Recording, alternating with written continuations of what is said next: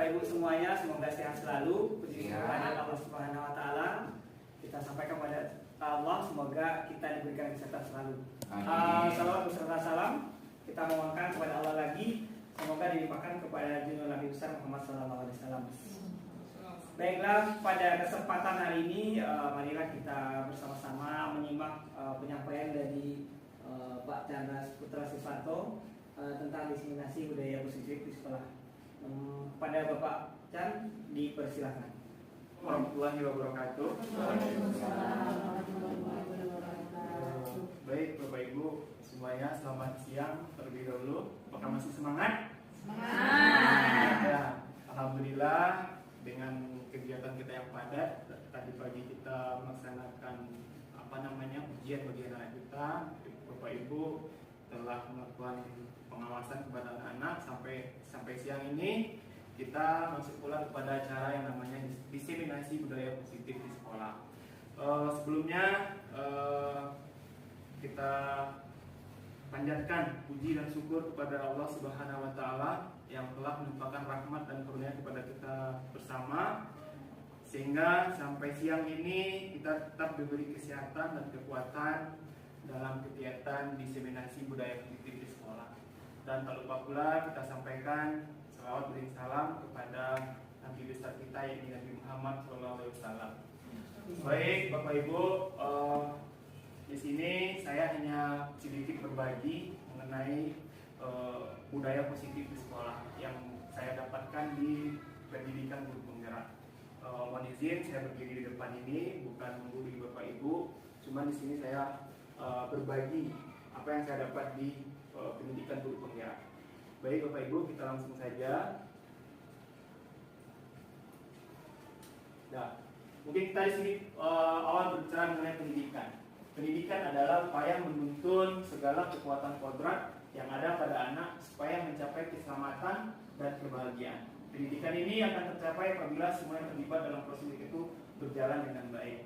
Nah, ibaratnya kita sebagai guru harus menjalankan proses itu dengan baik supaya tercapai pendidikan. Pendidikan itu adalah tuntunan. Pendidik harus memahami bahwa anak telah memiliki potensi sesuai kodratnya yang harus dikembangkan dan ditumbuhkan. Untuk itu perlu dituntun agar tidak salah arah. Kita sebagai guru tugas adalah menuntun anak didik kita supaya tidak salah arah dia nanti. Kita menumbuhkan sesuai dengan kodratnya. Oke, anak lahir dengan kekuatan atau kuadrat yang masih sama-sama, bukan kertas kosong yang bisa digambar sesuai keinginan orang dewasa. Tugas pendidik menuntun untuk menebalkan garis-garis samar agar dapat memperbaiki lakunya untuk menjadi manusia seutuhnya. Baik itu karena kita sebagai pendidik adalah memang sedikit berat tugas kita, karena setiap anak itu masih seperti masih sama-sama. Jadi kita sebagai guru yang menuntunnya nantinya. Oke, pendidikan kalau menurut saya ya prosesnya mulai ada tiga pusat pendidikan. Ada keluarga, ada sekolah, ada masyarakat. Lingkungan keluarga merupakan pusat pendidikan yang terpenting dan memberikan pendidikan budi pekerti, agama, dan laku sosial. Di lingkungan sekolah ini sebagai tempat mendapatkan ilmu pengetahuan intelektualnya. Sebagai pendidik kita harus mampu mengatasi permasalahan yang ada di sekolah, terutama di kelas, sebagai salah satu tempat terjadinya proses pembelajaran. Lingkungan masyarakat ini lingkungan yang mempengaruhi perkembangan karakter anak. Bila anak tumbuh dan berkembang di lingkungan yang baik, santun dan taat beragama, maka anak pun akan tercetak menjadi pribadi yang baik. Berarti lingkungan sangat berpengaruh terhadap perkembangan karakter anak didik. Oke, ini tindakan nyata sebagai guru agar dapat menunjukkan merdeka belajar. Ini sebagai guru apa tindakan nyata sehingga mendukung yang namanya merdeka belajar. Pertama adalah tugas kita perhatikan karakteristik siswa. Yang kedua adalah perhatikan ruang belajar. Yang ketiga media pembelajaran, pengelola kelas yang baik. Nah, ini dapat mewujudkan merdeka belajar. Ini mungkin kalau media pembelajaran mungkin bisa menumbuhkan kedua siswa, membantu pemahaman siswa dalam mempelajari materi bersifat abstrak menjadi lebih konkret. Melakukan praktikum atau eksperimen juga akan mengasah kemampuan berpikir kritis. Ibaratnya media pembelajaran sangat mempengaruhi perkembangan peserta didik kita. Jadi kita sebagai guru harus bisa memodifikasi ketika dalam kelas apapun bentuk media pembelajaran yang kita pakai. Nih, pengelolaan kelas juga mempengaruhi. Nah, ibaratnya kita sebagai guru ciptakan suasana kelas yang kondusif. Yang kedua, menuntun dan mengarahkan siswa dalam belajar. Yang ketiga, menerapkan metode modern teaching, menciptakan interaksi yang memancing ide atau gagasan, memanfaatkan IP, memberi perhatian yang sama pada semua anak. Artinya kita harus memberikan perhatian yang sama kepada semua anak. Jadi kita di kelas tidak ada yang namanya membeda-bedakan siswa.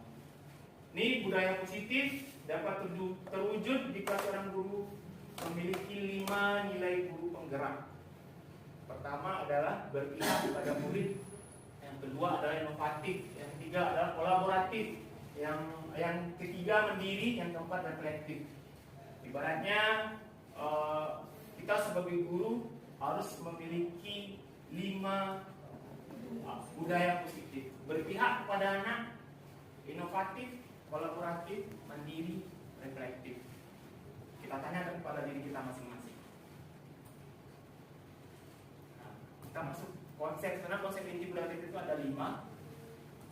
Pertama, disiplin positif, ada kebutuhan dasar, ada nilai kebajikan dan keyakinan kelas, posisi kontrol, dan segitiga restitusi. Ini disiplin positif mungkin maksudnya merupakan pendekatan mendidik anak untuk melakukan kontrol diri dan pembentukan kepercayaan diri. Terus kebutuhan dasar tuh ada yang namanya bertahan hidup, kasih sayang dan rasa diterima, pemuasaan, kebebasan, kesenangan, nilai kebajikan dan keyakinan kelas. Ini tujuan mulia di sini mengacu pada nilai-nilai atau prinsip-prinsip mulia yang dianut seseorang. Ini mungkin kita sudah melaksanakannya di dalam kelas. Mungkin wali kelas juga sudah, sebagai guru juga sudah mungkin melaksanakan yang namanya keyakinan kelas. Nah, dari keyakinan itu nanti akan tercipta yang namanya kesepakatan kelas. Terus ada yang namanya posisi kontrol. Nah, ini dia posisi kontrol. Ada sebagai pemberi hukuman, pembuat rasa bersalah, teman, pemantau, manajer. Mungkin nanti akan dijelaskan lebih rincinya ada di video. Kita sebagai pada diri kita sebagaimana dia? Apakah sebagai pemberi hukuman, pembuat rasa bersalah, teman, pemantau, manajer. Terus yang terakhir ada yang namanya segitiga restitusi. Segitiga restitusi ini ada 3 pendekatan. Pertama, mulai dari menstabilkan identitas, validasi tindakan yang salah, menanyakan keyakinan. Oke, kita lanjut. Budaya positif ini akan menimbulkan rasa aman dan nyaman pada murid dalam proses pembelajaran. Budaya positif juga mendorong murid mampu berpikir, bertindak, dan mencipta yang merdeka, mandiri, dan bertanggung jawab. Nah, ini yang disiplin. Mungkin selama ini Bapak Ibu tahu ya apa yang dikatakan disiplin. Mungkin menurut Ibu apa yang dikatakan disiplin? Bu Fauzia, Pak Doni, apa yang dikatakan dengan disiplin? Hidup sesuai aturan. Sesuai aturan. Oke. Mungkin Bu Puput, menurut apa Puput? Memiliki aturan. Oke. Disiplin dimaknai menjadi sesuatu yang dilakukan seseorang pada orang lain untuk mendapatkan kepatuhan. Untuk menciptakan murid yang merdeka, syarat utamanya adalah harus ada disiplin yang kuat. Disiplin yang dimaksud adalah disiplin diri yang memiliki motivasi internal. Jika kita tidak memiliki motivasi internal, maka kita tidak memerlukan pihak lain untuk mendisiplinkan kita atau motivasi eksternal. Karena berasal dari luar, bukan dari dalam diri kita sendiri. Seorang yang memiliki disiplin diri berarti mereka bisa bertanggung jawab terhadap apa yang dilakukannya karena mereka mendasar tindakan mereka pada nilai-nilai kebajikan universal. Disiplin itu berbentuk konsekuensi, sudah terencana atau sudah disepakati. sudah dibahas dan disetujui oleh murid dan guru. Itu yang disiplin. Ibaratnya kita ada semacam konsekuensi pada anak. Ini dia, kita bahas konsekuensi. Konsekuensi umumnya bentuk-bentuk konsekuensi yang dibuat oleh pihak guru atau sekolah dan murid sudah mengetahui sebelumnya. Konsekuensi yang akan diterima bila ada pelanggaran pada konsekuensi murid tetap dibuat tidak nyaman untuk jangka waktu yang pendek. Konsekuensi biasanya diberikan berdasarkan suatu data yang umumnya dapat diukur. Misalnya setelah 3 kali tugasnya tidak diselesaikan pada batas waktu yang diberikan, atau murid melakukan kegiatan di luar kegiatan pembelajaran. Itu semacam kita konsekuensi. Mungkin sama ini mungkin murid yang sering terlambat, mungkin kita berikan semacam ada konsekuensinya, mungkin hukuman atau membersihkan WC mungkin. Nah. Terus ini yang hukuman. Hukuman bersifat tidak terencana atau tiba-tiba. Anak atau murid tidak tahu apa yang akan terjadi dan tidak dilibatkan. Hukuman bersifat satu arah dari pihak guru yang memberikan, dan murid hanya menerima suatu hukuman tanpa melalui suatu kesepakatan atau pengarahan dari pihak guru, baik sebelum atau sesudahnya. Hukuman yang diberikan bisa berupa fisik maupun psikis. Murid atau anak disakiti oleh suatu perbuatan atau kata-kata, penghargaan maupun hukuman adalah cara mengontrol perilaku seorang yang menghancurkan potensi untuk pembelajaran yang sesungguhnya. Mungkin kita selama ini memberikan hukuman ke anak ya, tanpa ada kesepakatan dengan anak. Kita hanya langsung memberikan, saat terlambat yuk, bersihkan WC. Kita hanya seperti atau lari keliling lapangan basket. Nah, karena dia ada yang pengaruhnya dari jangka pendek dan jangka panjangnya. Nah, mungkin ini berpengaruh penghargaan efektif jika kita menginginkan seseorang melakukan sesuatu yang kita inginkan dalam jangka waktu yang pendek. Jika kita menggunakan penghargaan lagi dan lagi, maka orang tersebut akan bergantung pada penghargaan yang diberikan serta kehilangan motivasi dari dalam. Nah, jika kita mendapatkan penghargaan untuk melakukan sesuatu yang baik, maka kita senantiasa berharap mendapatkan penghargaan tersebut lagi. Kita pun menjadi tidak menjadi tindakan yang baik kita lakukan. Nah, oke, sekarang kita masuk ke yang namanya restitusi.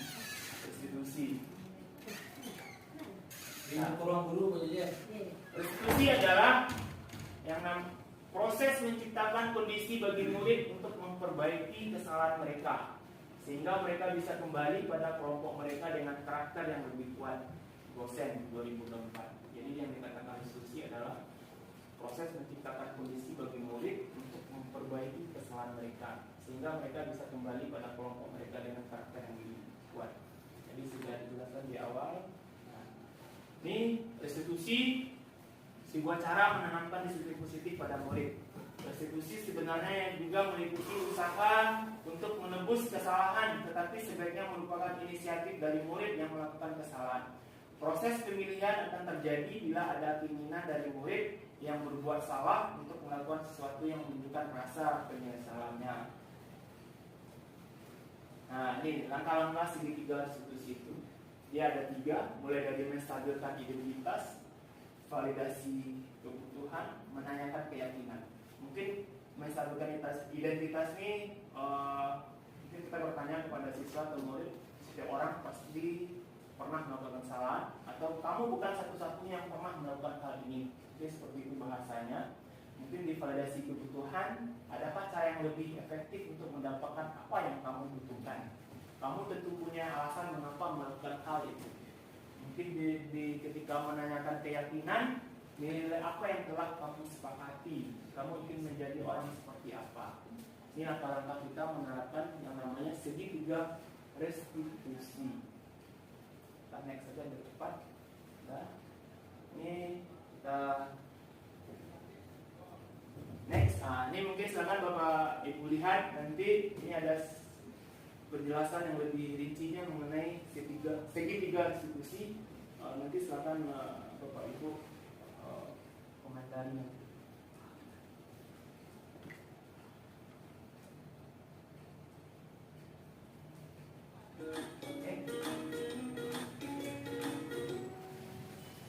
Salam dan bahagia Ibu dan Bapak guru hebat.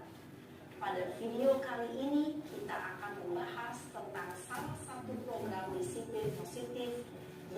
diterapkan di lingkungan sekolah yang dikenal dengan nama restitusi.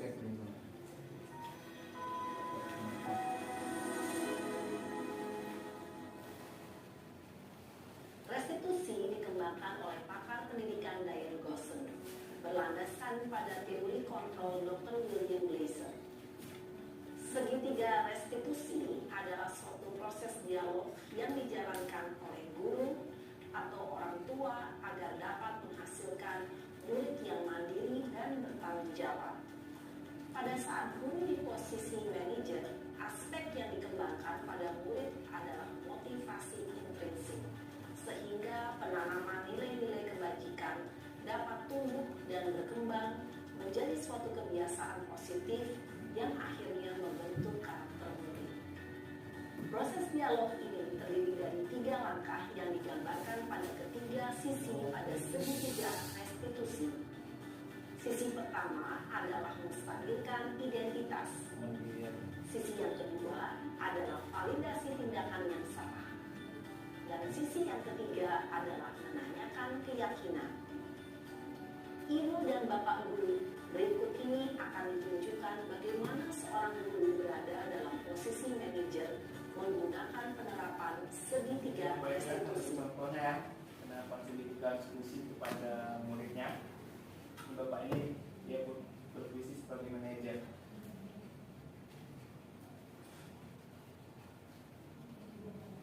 Siang Sarah. Siap, Pak. Sudah lama nggak ketemu Sarah. Kenapa hari ini ada di sini? Kesel Pak, kesel banget. Masa aku dikatain tukang fitnah Pak? Ya aku marah lah. Aku balik ngatain Eka di depan kelas. Kesel banget. Oh begitu. Ya pasti kamu marah dan kesal. Bapak juga akan marah apabila ada yang menuduh Bapak seperti itu. Kemudian pada saat itu kamu mau melakukan apa? Ya saya langsung ngatain Eka lah Pak. Kesel banget. Saya bentak-bentak dia depan teman-teman lain. Oh begitu. Pasti kamu melakukan seperti itu karena suatu alasan tertentu kan? Iyalah, masa saya diam saja Pak? Ya saya bela diri lah. Masa saya dituduh tukang fitnah? Ya wajar lah. Mempertahankan harga diri itu sesuatu yang penting buat kamu. Untung kamu tidak bertindak lebih gegabah lagi. Hanya membentak-bentak. Iya Pak. Untung saya masih bersabar dan hanya membentak saja. Sudah gemes padahal. Saya pasti bela diri lah. Ya pasti ya. Tapi kamu memilih untuk tetap bertahan dan bersabar.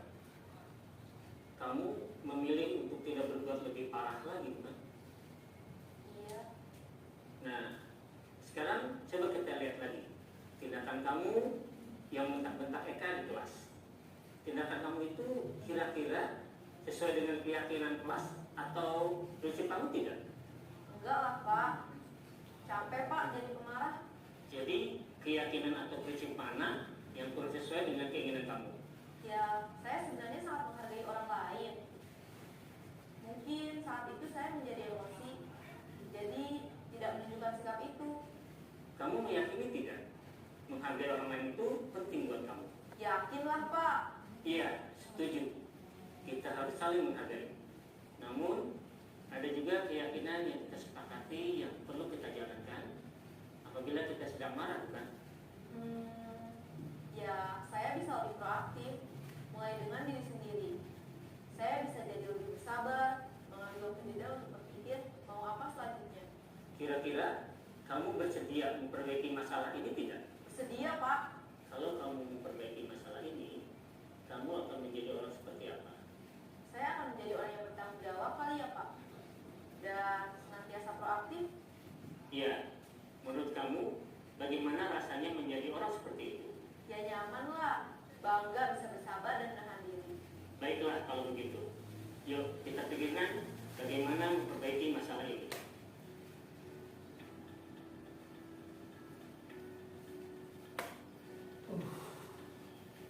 Ibu dan bapak guru hebat. Baru saja kita menyaksikan contoh bagaimana seorang guru berada dalam posisi manajer menggunakan penerapan segitiga restitusi. Mari kita bahas satu persatu. Pada sisi pertama, menstabilkan identitas berdasarkan pada prinsip bahwa membuat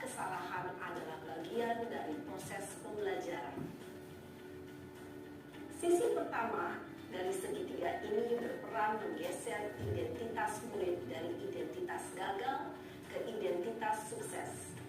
Murid yang sedang bertingkah laku yang tidak pantas atau menarik diri saat itu sedang mengalami identitas gagal. Bila kita mengkritiknya, maka posisinya tidak akan berubah. Kita bisa mengajukan pernyataan ini. 1. Membuat kesalahan sesuatu yang wajar. 2. Manusia tidak ada yang sempurna. 3. Kita bisa memperbaiki masalah ini. 4. Saya tidak menanyakan kesalahannya. Saya lebih fokus bagaimana memperbaiki masalah ini. 5. Apakah saat ini kamu tengah menjadi orang yang baik untuk dirimu sendiri? Pada sisi kedua, validasi tindakan yang salah berlandaskan pada prinsip bahwa setiap perilaku berupaya memenuhi suatu kebutuhan tertentu.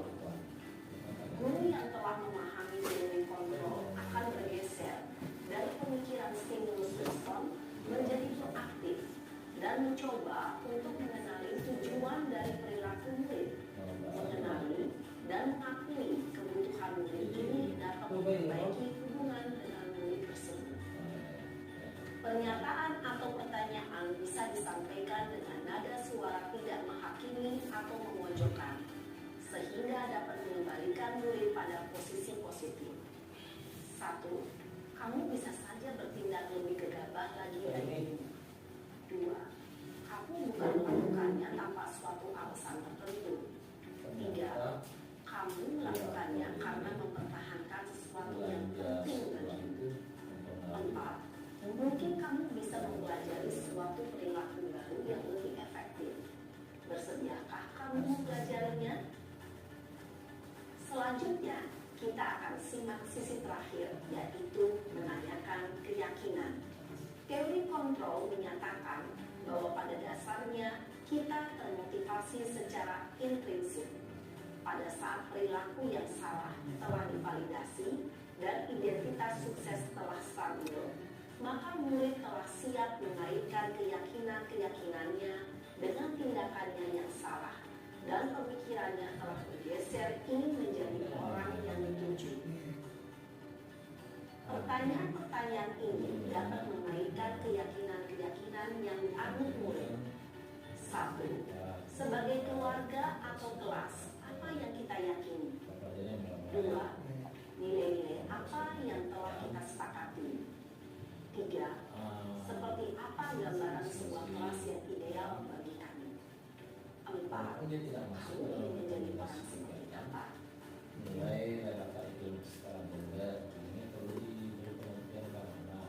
Dalam menerapkan segitiga restitusi, perlu diperhatikan beberapa hal, yaitu 1. Perilaku yang salah perlu dikaitkan dengan nilai-nilai atau keyakinan-keyakinan yang telah disepakati atau dituju. 2. Kesediaan orang yang melakukan kesalahan untuk memperbaiki masalah. 3. Pemecahan masalah sebisa mungkin relevan atau memiliki hubungan dengan masalah yang ada. 4. Usaha. Perlu adanya suatu usaha perbaikan dari pihak yang berbuat kesalahan. 5. Waktu. Perlu didedikasikan waktu dari pihak yang berbuat kesalahan. Tanyakan kapan akan mulai dilakukan usaha untuk memperbaiki masalah. Dengan memahami struktur penerapan segitiga restitusi, diharapkan guru dapat menerapkan posisinya sebagai manajer dengan mengajukan pertanyaan-pertanyaan bermakna yang dapat membuat murid menjadi percaya diri, bertanggung jawab, dan mandiri. Nah, ibu bapak guru perlu tidaknya mengikuti ketiga tahapan dalam segitiga restitusi, bergantung pada ringan beratnya suatu permasalahan. Misalnya, bila permasalahan tersebut ringan, maka tidak perlu dijalankan secara berurutan. Bahkan bisa segera menanyakan apa keyakinan yang kita sepakati. Menjalankan segitiga restitusi dengan mengajukan pertanyaan-pertanyaan bermakna, diharapkan murid kuat secara pribadi, dapat mengetahui murid agar dapat menyelesaikan permasalahan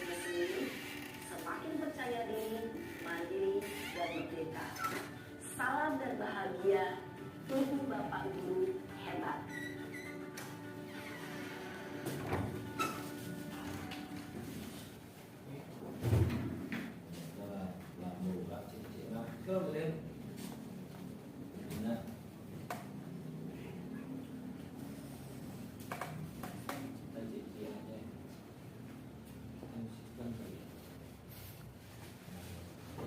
Oke, Bapak Ibu, tadi kita sudah melihat atau menonton cara-cara pelaksanaan segitiga restitusi. Nah, mungkin di sini restitusi yang membedakannya dengan program disiplin, restitusi bukan untuk menghapus kesalahan, namun untuk belajar dari kesalahan. Restitusi memperbaiki hubungan, restitusi menuntun untuk melihat ke dalam diri, restitusi adalah tawaran bukan paksaan. Restitusi mencari kebutuhan dasar yang mendasari tindakan. Restitusi diri adalah cara yang paling baik. Restitusi itu fokus pada karakter bukan tindakan. Restitusi fokus pada solusi. Restitusi mengembalikan murid yang berbuat salah pada kelompoknya. Nah, sekarang kita masuk ke pembahasan berikutnya. Ada 5 fungsi kontrol yang diterapkan seorang guru, orang tua, ataupun atasan dalam melakukan kontrol. 5 fungsi kontrol tersebut ada penghukum, ada pembuat rasa bersalah, teman, pemantau, dan manajer. Mungkin kita juga di rumah bisa di mana kita di rumah mungkin kita punya adik atau punya anak, apakah kita sebagai penghukum, atau pembuat rasa bersalah, apakah teman atau pemantau atau manajer. Mungkin di sini penghukum. Seorang penghukum bisa menggunakan hukuman fisik maupun verbal.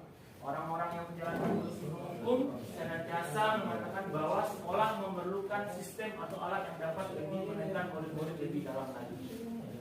Pembuat merasa bersalah. Pada fungsi ini biasanya guru akan bersuara lebih lembut. Pembuat rasa bersalah akan menggunakan keheningan yang membuat orang lain merasa tidak nyaman, bersalah atau rendah diri. Kata-kata yang keluar dengan lembut itu adalah ciri-ciri orang pembuat merasa bersalah. Seperti kalau kita lembut-lembut dengan murid, jadi kita sebagai pembuat rasa bersalah. Teman,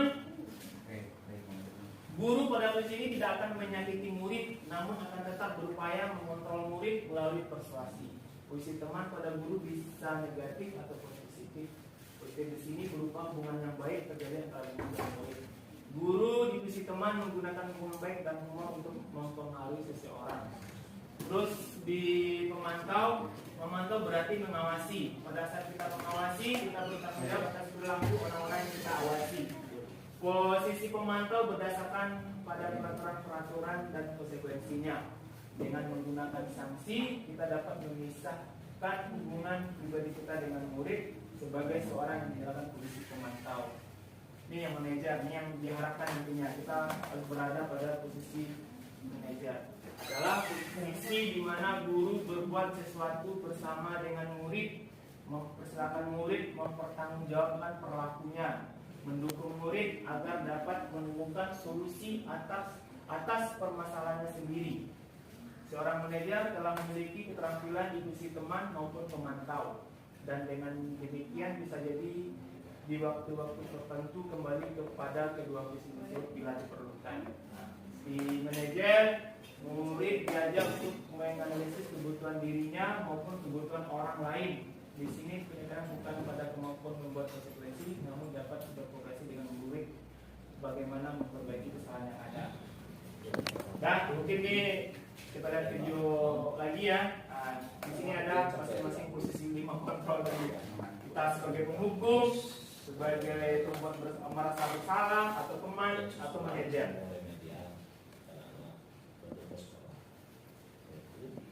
Nah, lihat.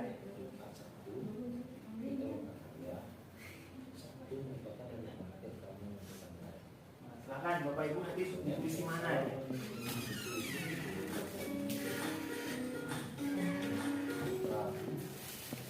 Salam bahagia Ibu dan Bapak Guru hebat. Dalam penerapan disiplin positif restitusi, salah satu program yang dikembangkan adalah 5 posisi kontrol. 5 posisi kontrol dalam restitusi adalah proses perjalanan seorang pendidik agar dapat mengenali dirinya. Pada video kali ini, kita akan membahas tentang merupakan 5 posisi kontrol yang dikembangkan oleh Diane Lawson dan contoh penerapannya.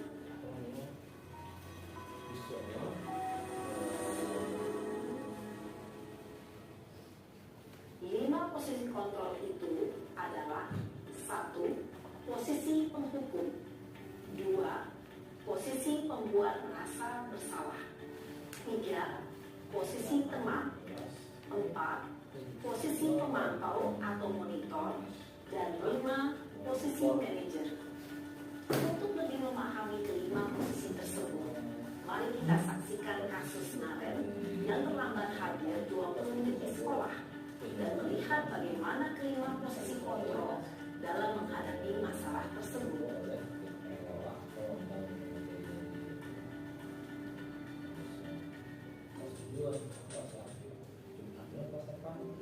Contoh pengasuh sebagai penghukum.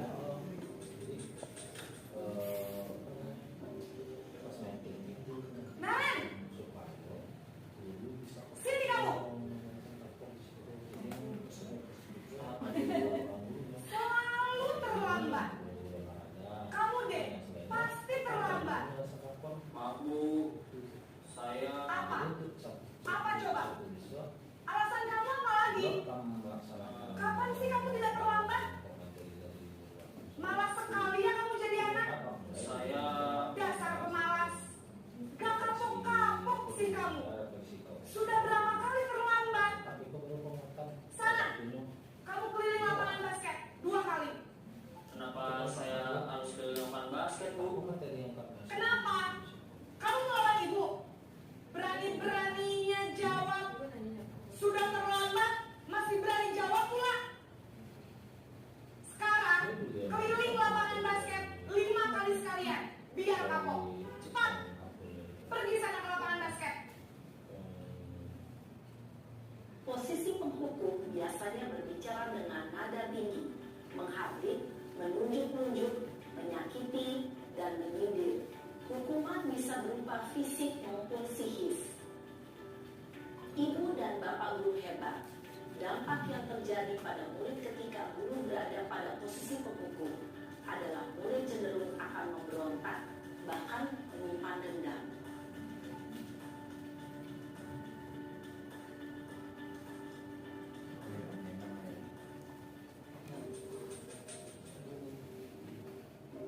Pembuat merasa bersalah.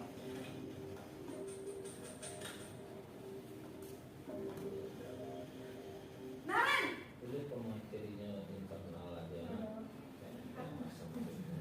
Selamat pagi Bu. Naren.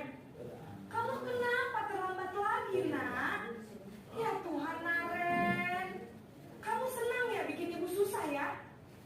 Kalau kamu terlambat lagi, nanti ibu yang ditegur bapak kepala sekolah, nak. Disangka ibu tidak bisa membina kamu. Duh, gimana ini? Maaf Bu, Duh, Gusti Naren. Kamu suka ya kalau ibu ditegur bapak kepala sekolah? Terus, sekarang ibu harus tulis apa ini di buku absen? Ini kamu sudah sering terlambat loh. Ibu harus apa coba? maaf Bu, maaf sekali. Ya sudah, lain kali jangan bikin ibu susah lagi ya nak ya. Ibu tidak akan kuat lagi kalau kamu begini terus. Bisa jantungan kalau ibu ditegur bapak kepala sekolah. Sana cepat ke kelas. Maaf ya Bu, maaf sekali. Posisi pembuat rasa bersalah berbicara dengan nada tenang, cenderung lembut. Namun kata-kata yang diutarakan membuat murid merasa menjadi orang yang gagal, memandang buruk dirinya sendiri, merasa tidak berharga, dan tidak sanggup membahagiakan orang lain. Ketika guru mengambil posisi pembuat rasa bersalah, murid akan menganggap dirinya yang bersalah dan ia akan menyimpan emosi negatif tersebut di dalam dirinya.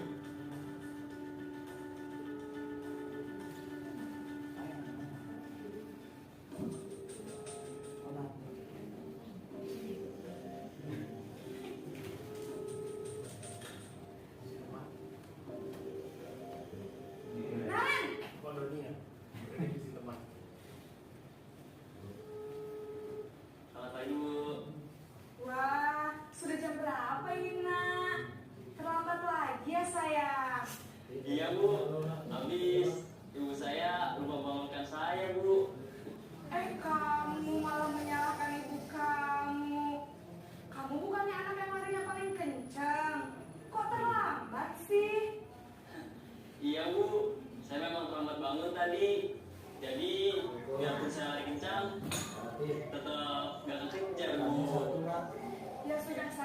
Nanti lain kali larinya lebih kenceng lagi ya, biar gak terlambat lagi. Bikin seneng ibu demi ibu. Bisa kan? Bisa lah Bu. Ya sudah, sana masuk kelas. Ibu beresin urusan absen kamu. Kamu ini ada-ada saja. Dalam posisi teman, guru berbicara dengan nada suara ramah, akrab, cenderung bersenda gurau untuk menjaga suasana tetap santai. Murid akan merasa senang, aman, dan akrab dengan guru. Identitas yang tercipta adalah identitas sukses atau berhasil. Namun, perlu diingat, karena ini masih dorongan eksternal, maka ada faktor ketergantungan dari murid kepada orang tertentu. Di sini, guru absennya, sehingga di lain waktu, murid bisa berperilaku baik, namun hanya kepada orang-orang tertentu saja.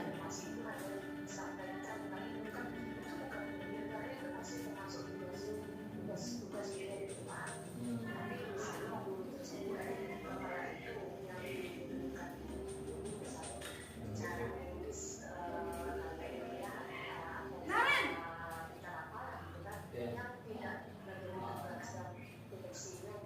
Ibu. Naren, apa peraturan sekolah kita tentang jam berapa kita harus masuk sekolah, Nak?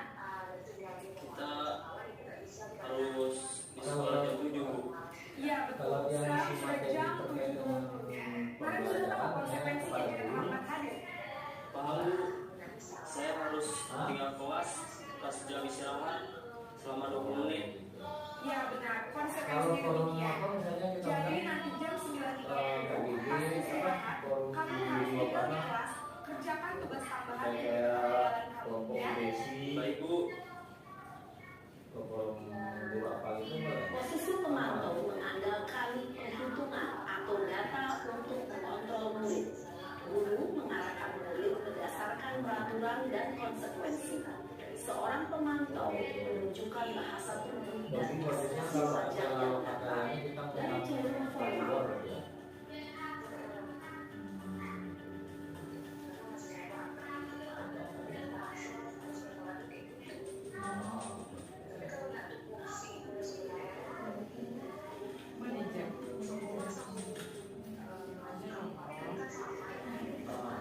Naren, Siap, dipahami. Makasih Mbak Ratih. Pagi Bu. Makasih ya. selamat pagi Naren. Maaf Bu, saya terlambat. Iya, sekolah masuknya jam 7, sekarang sudah jam 7.20. Jadi sekarang bagaimana ini Naren? Maaf Bu, saya lupa setel alarm saya semalam. Baiklah, menurut kamu, keyakinan sekolah yang mana yang perlu kamu tingkatkan? Salah. Menghargai diri sendiri dan orang lain tidak Bu. Setuju. Jadi, apakah Naren meyakini prinsip saling menghormati tersebut? Iya Bu, saya meyakininya. Apakah Naren bersedia memperbaiki masalah keterlambatan ini? Bersedia Bu. Bagaimana kamu akan perbaiki masalah keterlambatan ini? Saya akan coba untuk tidak lupa menyetel alarm saya Bu. Baik, kalau Naren lupa menyetel alarm di rumah, ada orang yang kira-kira bisa bantu mengingatkan tidak? Ada Bu, kata saya, Kak Emma. Ada lagi selain Kak Emma? Selain Kak Emma, ada ibu saya. Baik, jadi yang mengingatkan Naren adalah Kak Emma dan ibu kamu ya? Kira-kira akan mulai setel alarm kapan nih Naren? Setelah pulang sekolah, akan segera saya lakukan. Baik, jadi Naren akan setel alarm untuk bangun besok pagi dan akan diingatkan oleh kakak dan ibunda Naren ya. Ada lagi yang mungkin perlu dilakukan Naren agar tidak terlambat bangun lagi? Tidak ada Bu. Baik Naren, terima kasih untuk kerjasama kamu. Sekarang kamu perlu kembali ke kelas untuk belajar. Baik Bu, terima kasih.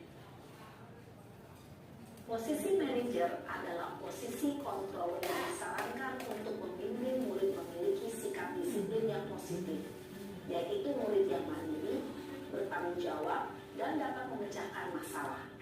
Tujuan dari posisi ini adalah agar murid dapat berefleksi atas tindakannya.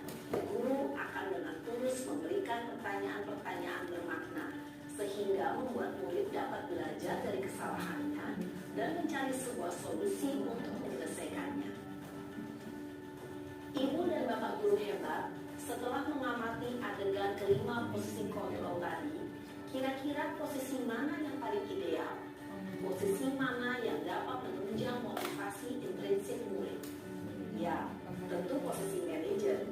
Posisi ini memang posisi ideal yang ingin dituju setiap pendidik. Pada posisi inilah, guru dapat menerapkan disiplin positif yang berpihak pada murid, yang memerdekakan murid. Perjalanan seorang pendidik tentunya tidak mudah untuk sampai pada posisi seorang manajer. Namun, tujuan kita pasti, yaitu menciptakan murid-murid yang mandiri, merdeka, dan bertanggung jawab. Semoga penggambaran 5 posisi kontrol yang telah diperlihatkan ini dapat menjadi ajang refleksi bagi kita semua, agar dapat terus mengasah dan menerapkan disiplin positif yang memerdekakan murid. Mari terus berlatih dan bersemangat. Selamat menerapkan. Salam dan bahagia, Ibu dan Bapak guru hebat. Oke Bapak Ibu, tadi kita sudah melihat atau menonton 5 posisi kontrol. Nah, sekarang kita kembalikan pada diri kita masing-masing. Kita refleksi diri kita, di mana selama ini posisi kita, apakah sebagai penghukum, sebagai pembuat merasa bersalah, apakah manajer atau teman. Nah, yang tahu tuh Bapak Ibu sendiri. Mudah-mudahan kita berada pada posisi manajer nanti. Oke, mungkin itu penyampaian diskriminasi budaya positif saya. Kalau ada salah, mohon maaf. Saya akhiri dengan Assalamualaikum warahmatullahi wabarakatuh. Waalaikumsalam warahmatullahi wabarakatuh. Assalamualaikum warahmatullahi wabarakatuh.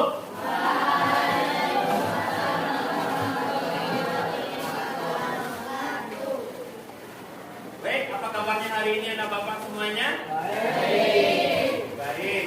Oke, alhamdulillah. Mudah-mudahan kita tetap dalam keadaan baik, tetap diberi semangat oleh Tuhan sampai akhir pembelajaran hari ini.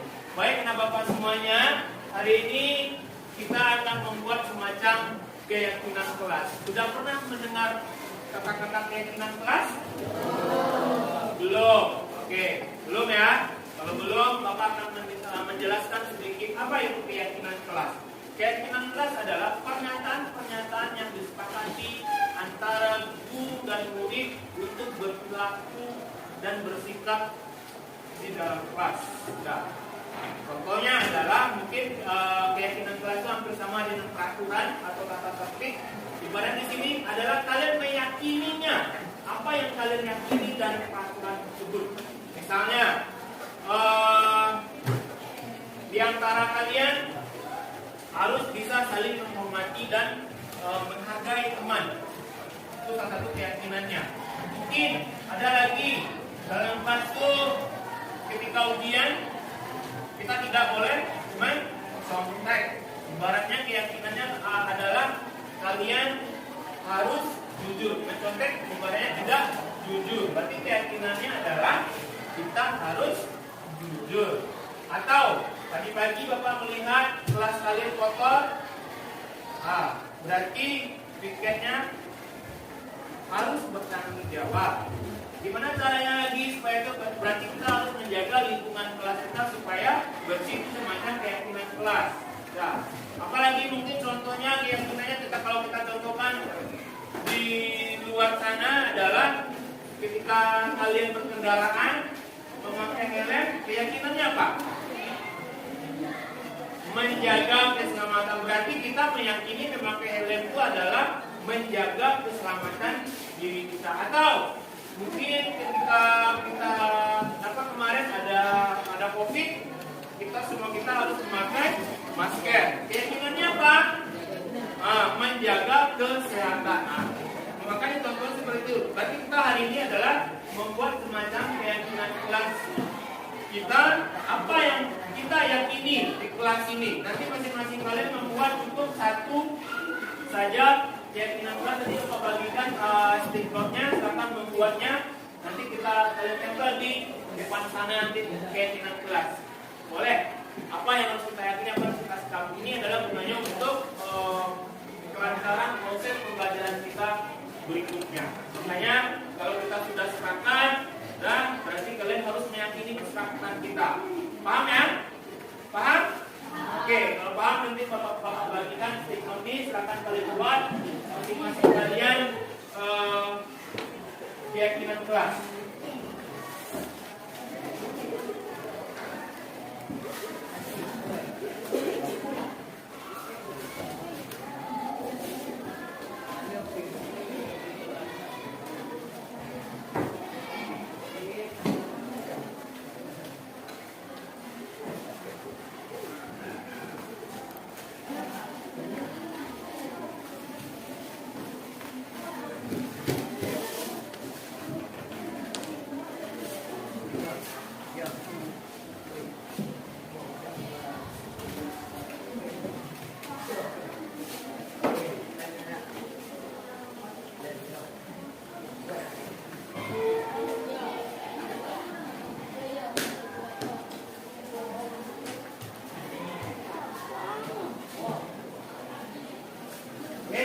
Bapak semuanya, silakan ditulis keyakinan kelasnya menurut kalian apa? Masing-masing kalian menulis satu saja keyakinan kelas. Silakan ditulis.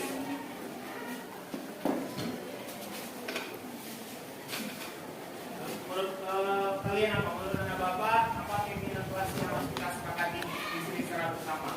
Tadi sudah Bapak sampaikan, contohnya kita harus menjaga kebersihan kelas, saling menghargai, saling menghormati. Menurut kalian apa? Apa yang harus kalian buat mengenai keyakinan? Apa yang kalian yakini? Ingat, kata-kata di awal tidak boleh dengan kata-kata yang negatif, harus positif. Jangan memakai di awal kata-kata dengan kata-kata tidak atau jangan atau tidak boleh. Nah.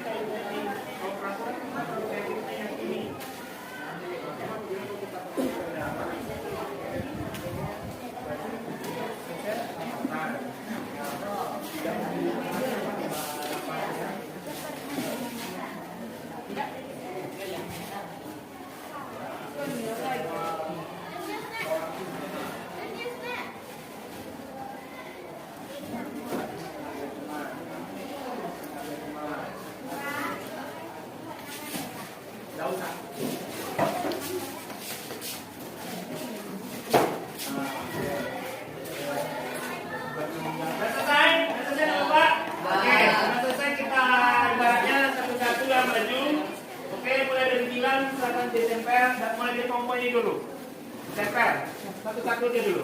Tempel susun saja yang laki sana. Oke. Lanjut. Si Lucky boleh proposan meja sana dulu.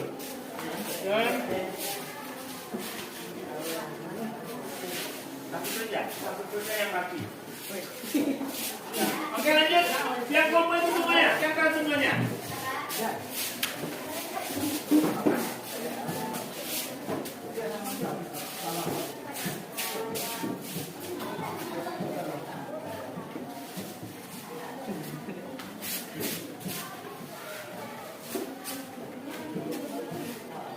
Oke, Dani yang kelompok sini lagi, karena maju. Maju ke depan.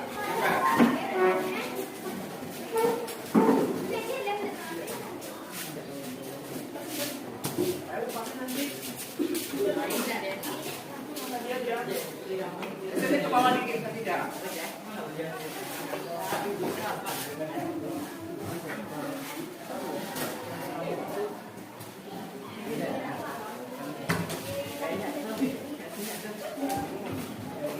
Oke, ini kelompok yang tengah-tengah kanan.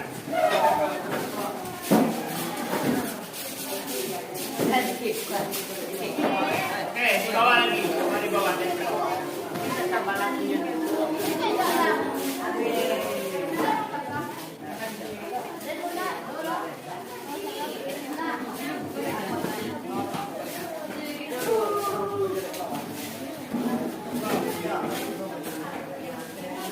Beda nih kelompok ini lagi, silakan. Apa yang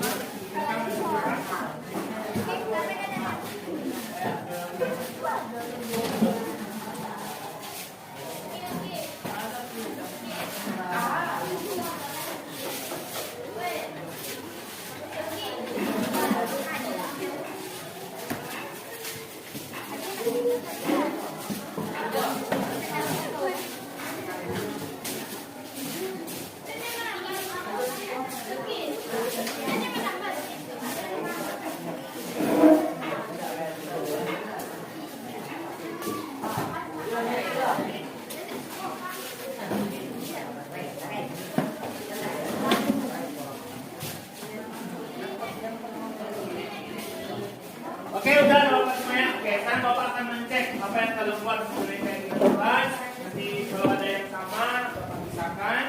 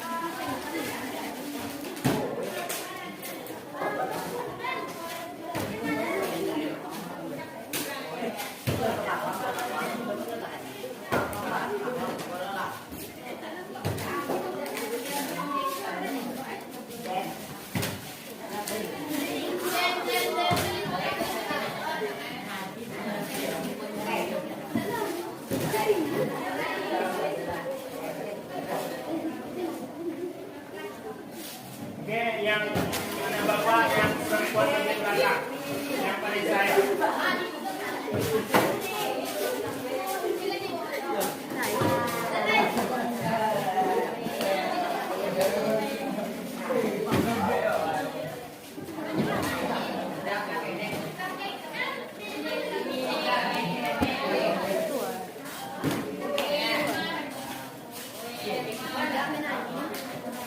Oke, lanjut.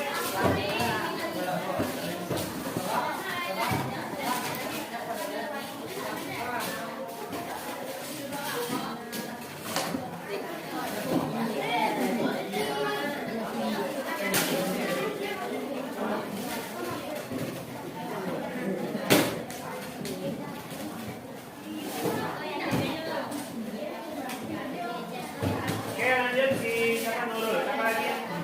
Lanjut.